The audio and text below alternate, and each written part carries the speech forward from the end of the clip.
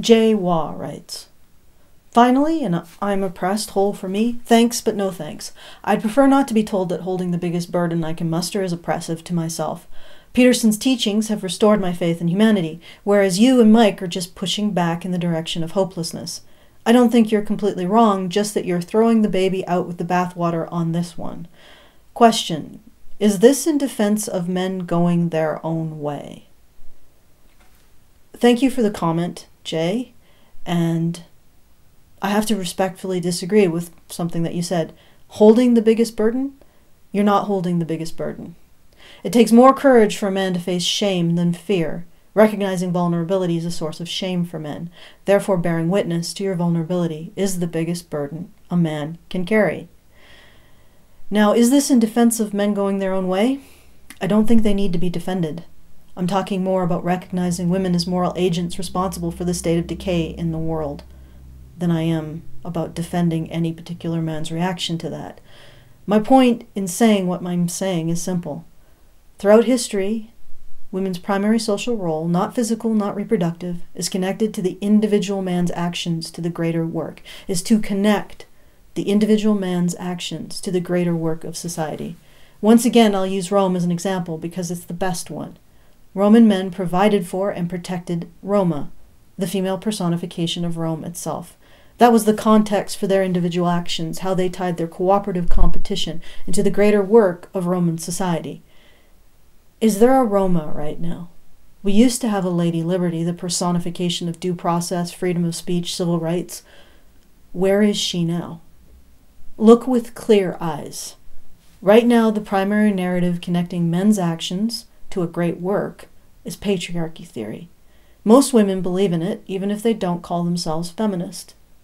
Men's actions create patriarchy, create oppression of women, except where they're strictly controlled by women. Well, women who agree that we live in a patriarchy. This is a control narrative. It's why feminists are quick to tie any oppression to women and patriarchy theory, so that they can extend their control and strengthen it. It's not a white triarchy or a capital archy, it's a white patriarchy, or a capitalist patriarchy, but always primarily a patriarchy. And think about it.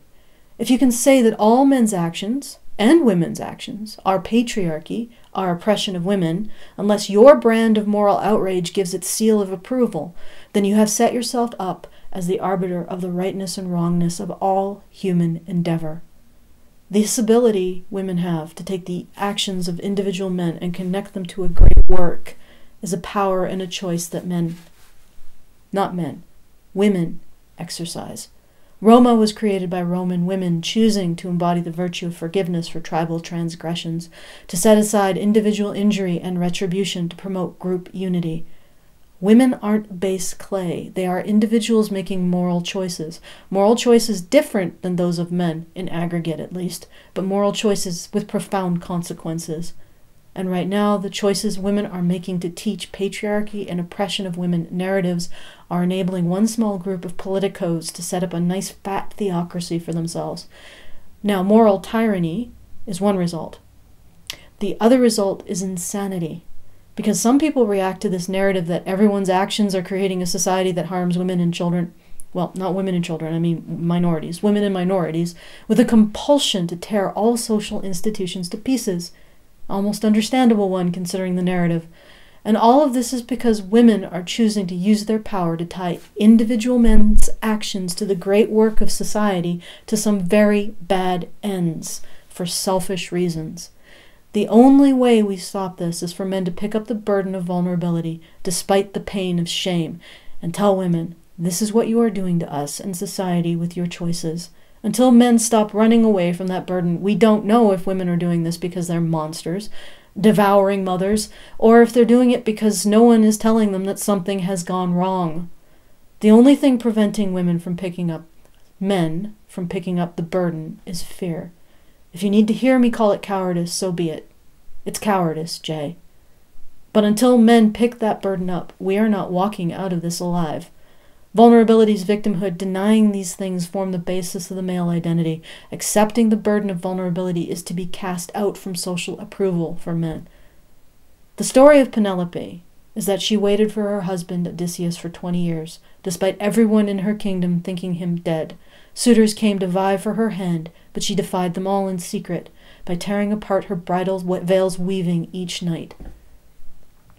As I said, Odysseus has come home, but Penelope is caught in that cycle of defiance, unable to recognize him and turning herself into a monster through bitterness and anger. Penelope must see herself, but her mirror is the greatest weight in the world. Even Atlas couldn't pick that weight up. So let's not look at Atlas for the answers. Let's look at another masculine archetype. What would Jesus do? I say that with no irony. If bearing a burden for women is your calling, Jay, if sacrificing for women as Christ sacrificed the church is how you see yourself, Jesus' burden wasn't a cross made out of wood. It was society's judgment and condemnation. It was the shame of being cast out. If you think of him as a mythic figure or a god, or even just a man, can you imagine that in those dark moments of doubt, he felt shame at the thought of being so naked, his suffering laid bare and open for the entire world's eyes to feast on? The greatest burden of all is the shame and helplessness of having your vulnerabilities laid bare. Penelope isn't going to survive the coming chaos any better than you will, Jay. I know her mirror is heavy, heavier than any burden you have ever borne or imagined you could bear. You try to fit a finger under it, and it doesn't budge, as if it was nailed to the ground by God's own carpentry. And you're telling me you can't move it. But you can. Because there's a secret here. Penelope's mirror is you. That's why you can't lift it. But you can use all your strength and turn your face to hers. At the end of the day, Penelope can't fix the mess she's made until Odysseus becomes her mirror. And what did Jesus do but face the shame of vulnerability? To bear witness to the injustice he was helpless to prevent. So what would Jesus do? He would lay his suffering bare for all to see and be cleansed by. Peterson tells you to pick up the greatest weight you can bear, Jay. Is there any greater weight than the weight of vulnerability? Is there any greater burden than the one Jesus bore with humility and courage? Speaking of enduring with humility and courage, Bradley has sent me another letter. He writes, "Dreams. We all have them. From the moment you used the word patron, the first time I dreamed of being a donor. This is simply going to take a little more time than I initially anticipated, but the process began with a dream and then putting one foot in front of the other. When there are no signs along the way, our faith is there to guide us and our decisions. Enclosed is a donation to help with Brian's medical bills. Please tell him the small army of Christians praying for him is increasing in numbers." I want to show you something, Bradley. This is my cash box. I hope you don't mind, but I've kept the donations you've sent instead of depositing them. Month by month, you've increased what you've sent. A year ago, you started with ones, then fives,